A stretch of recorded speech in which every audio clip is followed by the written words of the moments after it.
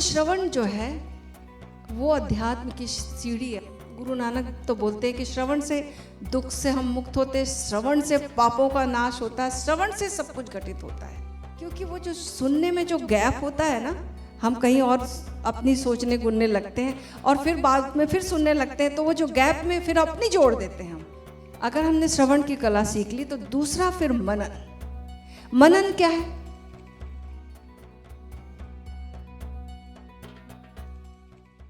उपनिषद का अर्थ ही है कि श्रवण की कला जिसको आ गई। अध्यात्म उपनिषद के जो 10वें प्रवचन में जो ओशो ने बात बताई है, 4 चीज़ें बताई हैं जिसमें कि श्रवण, मनन, निधिध्यासन और फिर समाधि। अगर हमें श्रवण की कला नहीं आई तो हम अध्यात्म में क्या, संसार में क्या, कहीं भी हम जी नहीं सकते, है ना। हमें श्रवण की कला आनी चाहिए। श्रवण का मतलब क्या है? क्या है? सब सुनते तो हैं, लेकिन श्रवण है क्या? तो बात यह है कि श्रवण जो है वो अध्यात्म की सीढ़ी है। और गुरु नानक तो बोलते हैं कि श्रवण से दुख से हम मुक्त होते, श्रवण से पापों का नाश होता है, श्रवण से सब कुछ घटित होता है।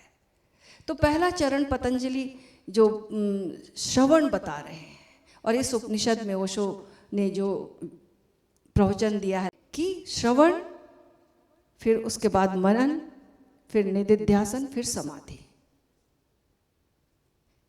और समाधि से सब कर्मों का ही नाश होता है, फिर सब कुछ वहीं घटना घटती है। तो श्रवण क्या है? सोचो, मात्र सुनना, इतनी सी तो बात है। उस समय कोई हमारा तर्क वितर्क ना चले, हमारा कोई आग्रह पूर्वाग्रह ना चले, हम कुछ अपनी ना जोड़ें, हम कुछ सोचे ना, हम केवल उपस्थित रहें और जो बोला जा रहा है उसको एज इट इज रिसीव करें। यही तो है श्रवण ना। हमने अपना कुछ नहीं जोड़ा, जो कहा, मैंने कुछ कहा, एक लाइन, तो एक लाइन सबका अनुभव होगा, हमने एक लाइन कुछ कही, उसमें कुछ और कोई जोड़ के दूसरे तक बताएगा, फिर दूसरा कुछ और जोड़ के तीसरे तक बताएगा। ऐसी घटना घटती है ना। एज इट इज बात कभी पहुंचती है क्या? कभी भी नहीं पहुंचती। कोई नहीं सुन रहा है, सब अपनी अपनी जोड़ रहे हैं। क्योंकि वो जो सुनने में जो गैप होता है ना, हम कहीं और अपनी सोचने गुनने लगते हैं और फिर बाद में फिर सुनने लगते हैं, तो वो जो गैप में फिर अपनी जोड़ देते हैं हम। वो जो गैप बनता है उसमें हम उपस्थित नहीं थे, हमारी उपस्थिति नहीं थी, तो हम पीछे से जोड़ तमोड़ के अपना कुछ जोड़ के फिर उसको पूरा बना लेते हैं, जानबूझकर भी नहीं। ऐसा ही होगा ना जब तक हम श्रवण नहीं करेंगे। तब दूसरा जो है, अगर हमने श्रवण की कला सीख ली तो दूसरा फिर मनन। मनन क्या है? मनन क्या है? ऐसा हो, मनन का ये मतलब नहीं कि अपन तर्क ना करें, सुन ले और उसको वैसा ही ग्रहण कर लें और उस पर ही सोचें, ऐसा नहीं। अपने को पूरा अधिकार है तर्क करने का, लेकिन तर्क कैसा हो? सुतर्क हो, काटने के लिए मात्र ना हो। एक कुतर्क होता है, एक सुतर्क होता है ना, कि मंजिल तक पहुंचने के लिए वास्तव में कोई प्रश्न है, कोई संदेह है, कोई, तो तर्कों से उसको अपने भीतर वो चिंतन चलना चाहिए, लेकिन कुतर्क के रूप में नहीं, विरोध के रूप में नहीं, नेगेटिविटी के रूप में नहीं। कैसे पॉजिटिवली हम उस चीज को सोचें, उस पर चिंतन करें, तर्क करें, और वो तर्क उस मंजिल तक पहुंचाने वाला हो जाए। जो बात कही गई है उसको समझने के लिए, उसको आत्मसात करने के लिए मनन है। और उसके बाद अब समझ में आ गई, सुन ली थी, एज इट इज सुन ली थी, मनन कर ली थी बात, इसके बाद निधिध्यासन। अब ये जीवन में मेरे आचरण में भी तो प्रकट हो। मैंने सुन ली कि समग्र दृष्टि क्या है, मैंने सुन लिया कि समय आजीविका क्या है, मैंने सब कुछ सुन लिया, लेकिन अगर मैंने मान भी लिया, मैंने मेरे तर्कों से मेरे को समझ में आ गई बात, लेकिन मैं प्रैक्टिस नहीं कर रही हूं अगर, तो क्या होगा उसका? हमारा जीवन रूपांतरित होगा उससे? नहीं हो सकता। और जीवन रूपांतरित बाहर के तलों पे नहीं होगा तो हम समाधि में जा भी नहीं सकते, याद रखना। तो श्रवण, मनन, उसके बाद जो निष्कर्ष हमने निकाल लिया मनन से, हमारा अपना हो गया वो, अब उस पर चलना है। शरीर कहेगा बाधा इकट्ठी करेगा, शरीर भी तंग करेगा, नहीं नहीं चलना हो रहा है। मन कहेगा कुछ और हजार अटकलें खड़ी करेगा, नहीं चलना हो रहा है, लेकिन फिर भी संकल्प सहित उस पर चलना है। आचरण में आना चाहिए। समझ में आ गई बात? हर रोज ध्यान करना चाहिए, हर रोज प्राणायाम करना चाहिए, हर लोग अल्प भोजन करना चाहिए, सब कुछ समझ में तो आ गया। क्या हम जीते हैं वैसे? जरा पूछ लेना अपने आप से। क्या हम जितना सुनते हैं, समझते हैं, मनन करते, क्या हमारे जीवन पे सारा उतर पाता है? तो हमारा जीवन छंदबद्ध हो जाएगा, लयबद्ध हो जाएगा, मजेदार हो जाएगा। नहीं हो पा रहा, इसका मतलब हमने अभी बात बनी नहीं है बात, क्योंकि हमने निधिध्यासन पर हम आए नहीं हैं। तो निधिध्यासन बहुत जरूरी। उसके बाद समाधि तब फलित होती। चिंतन मनन निधिध्यासन, अब ध्याता और ध्येय का भेद गिर जाता है, एक ही बचता है। फिर जब एक ही बचेगा वो समाधि है।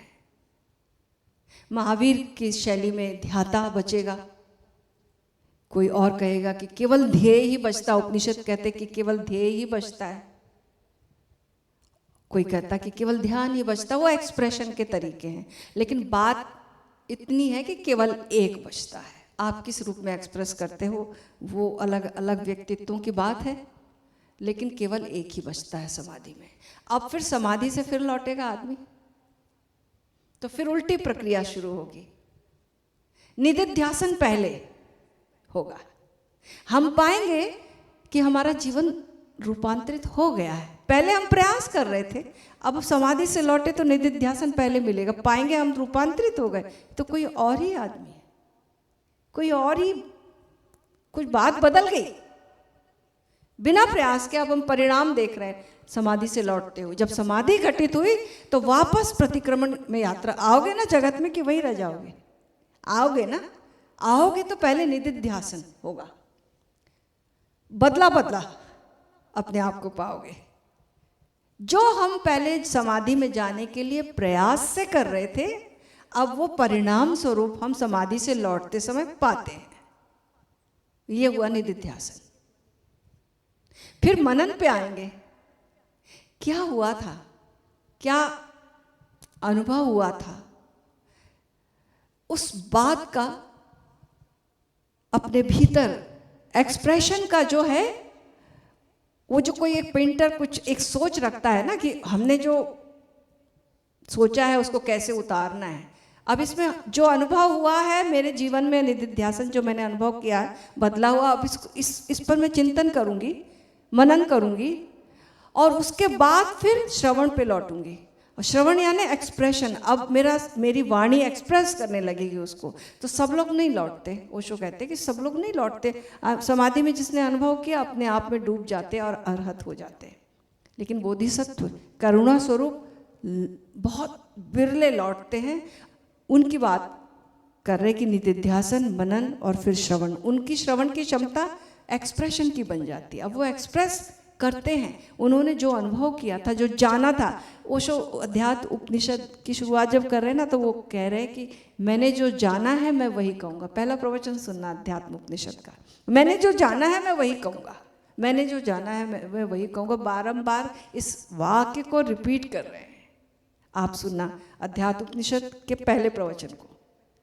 तो जो जाना है उसको उतारना, उसको अभिव्यक्त करना, उसके लिए जीना, दूसरों के खातिर, दूसरों को कैसे समझ में आए उसको उतार के उतने नीचे लाना कि तुम्हारी समझ में बाल, सपोज पहली क्लास का बच्चा है और वो बिल्कुल पीएचडी वाला आदमी है, अब कैसे नीचे आके कैसे बताए। ये तो हायरार्की की बात नहीं है, इस लोक की और उस लोक की बात है। अब ऐसे समझो, एक बार की बात है, कुछ लोग यात्रा करने गए थे, जहाज डूब गया, एक ही बात आदमी बच गया, सिर्फ एक आदमी बचा।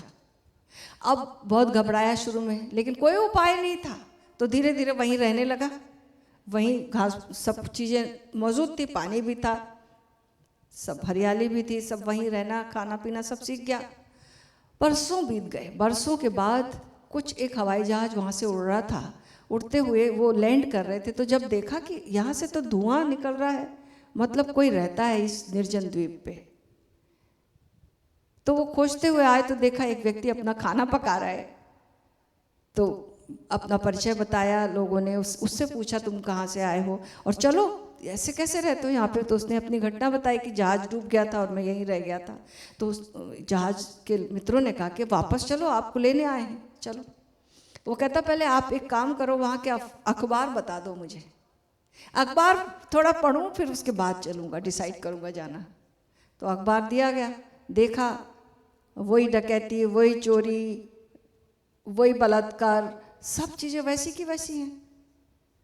तो बोला भाई मुझे तो उस पागल खाने में नहीं जाना, मैं यहीं रहूँगा, मैं यहीं रहूँगा। तो जो उस शून्यता में उतर जाते हैं, बिरले हैं जो लौट के आके उसी जगत में रह के और फिर लोगों को बताते हैं, लोगों को भी हाथ पकड़ के उस ओर ले जाने की प्रक्रिया के लिए सब कुछ करते हैं। थोड़े से लोग हैं जिनका नाम ओशो, हमारे गुरु, जिन्होंने हमारे लिए उन्होंने क्या क्या नहीं सहा, याद करो। सब कुछ हमें कैसे समझ में आ जाए, हम जिस तल पे जी रहे हैं उस तल को लेकर उन्होंने समझाया।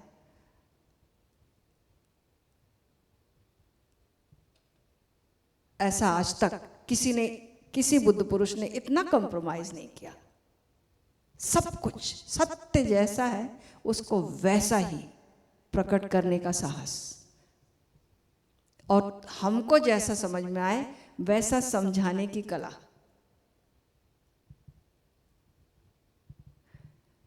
तो आइए श्रवण याद रखना, अपनी यात्रा, हम समाधि की यात्रा पर हर बार आते मिलते हैं, तो समाधि की यात्रा है।